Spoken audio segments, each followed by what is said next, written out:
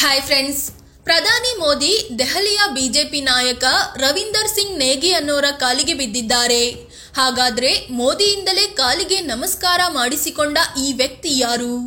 ಮೋದಿ ಇವರ ಕಾಲಿಗೆ ಅಷ್ಟು ಸಲ ನಮಸ್ಕರಿಸಿದ್ದು ಯಾಕೆ? ರವೀಂದರ್ ಸಿಂಗ್ ನೇಗಿ ಈ ಸಲ ಯಾವ ಕ್ಷೇತ್ರದಲ್ಲಿ ಸ್ಪರ್ಧಿಸುತ್ತಿದ್ದಾರೆ ಎಲ್ಲವನ್ನು ಈ ವಿಡಿಯೋದಲ್ಲಿ ಚುಟುಕಾಗಿ ಹೇಳ್ತೀವಿ. ಅದಕ್ಕೂ ಮುನ್ನ ನೀವಿನ್ನು ನಮ್ಮ ಚಾನಲ್ಗೆ ಸಬ್ಸ್ಕ್ರೈಬ್ ಆಗಿಲ್ಲ ಅಂದ್ರೆ ಈ ಕೂಡಲೇ ಆಗಿ ಪಕ್ಕದ ಗಂಟೆ ಗುರುತಿನ ಮೇಲೆ ಕ್ಲಿಕ್ ಮಾಡಿ. ತನಗಿಂತ ಚಿಕ್ಕವರ ಕಾಲಿಗೆ ಬಿದ್ದ ಮೋದಿ. ದೆಹಲಿ ವಿಧಾನಸಭೆ ಚುನಾವಣೆ ಹತ್ತಿರ ಬರ್ತಿದ್ದಂತೆ ಪ್ರಚಾರ ಜೋರಾಗ್ತಿದೆ. ಅದೇ ರೀತಿ ನಿನ್ನೆ ಗೊಂಡಾ ಅನ್ನೋ ಪ್ರದೇಶದಲ್ಲಿ ಪ್ರಧಾನಿ ಮೋದಿ ಪ್ರಚಾರಕ್ಕೆ ತೆರಳಿದ್ರು.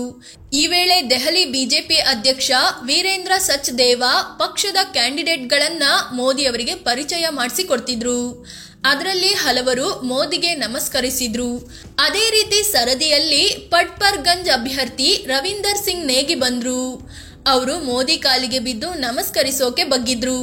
ಮರುಕ್ಷಣವೇ ಮೋದಿ ನೇಗಿಯನ್ನು ತಡೆದ್ರು. ಜೊತೆಗೆ ತಾವೇ ಮೂರು ಸಲ ರವೀಂದರ್ ಸಿಂಗ್ ನೇಗಿ ಕಾಲು ಮುಟ್ಟಿ ನಮಸ್ಕರಿಸಿದ್ರು. ಆ ಕ್ಷಣಕ್ಕೆ ರವೀಂದರ್ ಸಿಂಗ್ ನೇಗಿ ಕೂಡ ಮುಖ ಒಂಥರ ಮಾಡಿಕೊಂಡಿದ್ರು. ನೇಗಿ ಮಾತ್ರವಲ್ಲ, ವೇದಿಕೆಯಲ್ಲಿದ್ದ ಬಹುತೇಕ ಎಲ್ಲರೂ ಶಾಕ್ಗೆ ಒಳಗಾಗಿ ಬಿಟ್ರು. ಇದೀಗ ಈ ವಿಡಿಯೋ ಸೋಷಿಯಲ್ ಮೀಡಿಯಾದಲ್ಲಿ ವೈರಲ್ ಆಗ್ತಿದೆ. ಮೋದಿ ಯಾಕೆ ಹಾಗೆ ಮಾಡಿದ್ರು ಅನ್ನೋ ಚರ್ಚೆ ಜೋರಾಗಿದೆ. ಯಾರು ಈ ರವೀಂದರ್ ಸಿಂಗ್ ನೇಗಿ?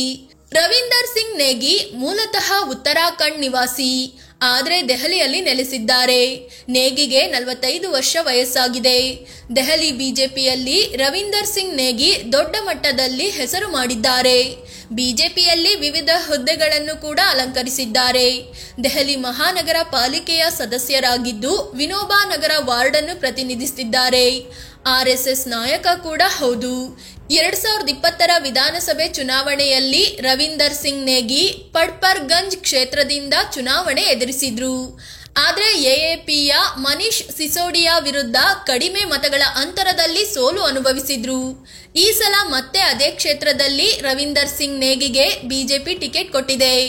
ಇವರ ವಿರುದ್ಧ ಆಪ್ನಿಂದ ಅವಧ್ ಓಜಾ ಕಣಕ್ಕೆ ಇಳಿದಿದ್ದಾರೆ. ವಿವಾದಗಳಿಂದ ಫೇಮಸ್ ಈ ನೇಗಿ. ಮೋದಿ ಬಗ್ಗಿ ನಮಸ್ಕಾರ ಮಾಡಿದ ಈ ನೇಗಿ ವಿವಾದಗಳಿಂದಲೂ ತುಂಬಾನೇ ಫೇಮಸ್ ಆಗಿದ್ದಾರೆ. ಈ ಹಿಂದೆ ಮುಸ್ಲಿಂ ವ್ಯಾಪಾರಿಯೊಬ್ಬರಿಗೆ ಅವರ ಅಂಗಡಿ ಹೆಸರು ಬದಲಿಸುವಂತೆ ಬೆದರಿಕೆ ಹಾಕಿದ್ರು.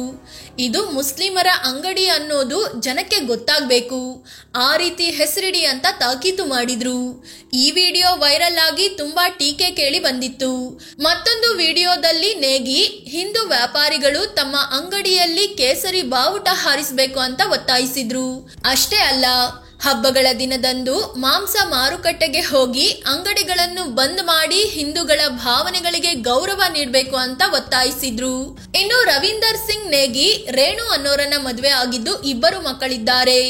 ಇಡೀ ಕುಟುಂಬದ ಬಳಿ 54 ಲಕ್ಷ ರೂಪಾಯಿಯಷ್ಟು ಆಸ್ತಿ ಇದೆ. ಈ ಹಿಂದೆಯೂ ಹೀಗೆ ಮಾಡಿದ್ದ ಮೋದಿ. ಪ್ರಧಾನಿ ಮೋದಿ ಸ್ಥಳೀಯ ಬಿಜೆಪಿ ನಾಯಕರ ಕಾಲಿಗೆ ಬಿದ್ದಿದ್ದು ಇದೇ ಮೊದಲಲ್ಲ. ಅಸಲಿಗೆ ಪ್ರಧಾನಿ ಮೋದಿಗೆ ಕಾಲು ಮುಟ್ಟಿ ನಮಸ್ಕರಿಸೋದು ಇಷ್ಟ ಆಗೋದಿಲ್ಲ. ಈ ಹಿಂದೆ ಉತ್ತರ ಪ್ರದೇಶದ ಕಾರ್ಯಕ್ರಮವೊಂದರಲ್ಲಿ ಇದೇ ರೀತಿ ಆಗಿತ್ತು. ಅಲ್ಲಿ ಉನ್ನಾವ್ ಜಿಲ್ಲಾ ಬಿಜೆಪಿ ಅಧ್ಯಕ್ಷ ಅವಧೇಶ್ ಕಟಿಯಾರ್ ಮೋದಿ ಕಾಲಿಗೆ ಬಿದ್ದು ನಮಸ್ಕರಿಸಿದ್ರು. ಆದ್ರೆ ಮೋದಿಗೆ ಇಷ್ಟ ಆಗ್ಲಿಲ್ಲ. ಕಾಲಿಗೆ ಬೀಳೋದು ಸರಿಯಲ್ಲ ಅಂತ ಸನ್ನೆಯಲ್ಲೇ ಹೇಳಿದ ಮೋದಿ ವಾಪಸ್ ಅವಧೇಶ್ ಕಾಲು ಮುಟ್ಟಿ ನಮಸ್ಕರಿಸಿದ್ರು. ದೆಹಲಿಯಲ್ಲೂ ಮೋದಿ ಅದೇ ರೀತಿ ಮಾಡಿದ್ದಾರೆ. ಈ ಮೂಲಕ ಕಾಲಿಗೆ ಬಿದ್ದಿದ್ದಕ್ಕೆ ಸಿಟ್ಟು ಹೊರಹಾಕಿದ್ದಾರೆ ಅಷ್ಟೇ ಅಂತ ಸೋಷಿಯಲ್ ಮೀಡಿಯಾದಲ್ಲಿ ಚರ್ಚೆ ಆಗ್ತಿದೆ. ಫ್ರೆಂಡ್ಸ್, ಇದು ಮೋದಿ ನಮಸ್ಕಾರ ಮಾಡಿದ ಈ ರವೀಂದರ್ ಸಿಂಗ್ ನೇಗಿ ಯಾರು? ಮೋದಿ ಯಾಕೆ ರವೀಂದರ್ ಸಿಂಗ್ ನೇಗಿ ಅವರ ಕಾಲಿಗೆ ಬಿದ್ರು ಅನ್ನೋದನ್ನ ತಿಳಿಸಿಕೊಡುವ ಪ್ರಯತ್ನ.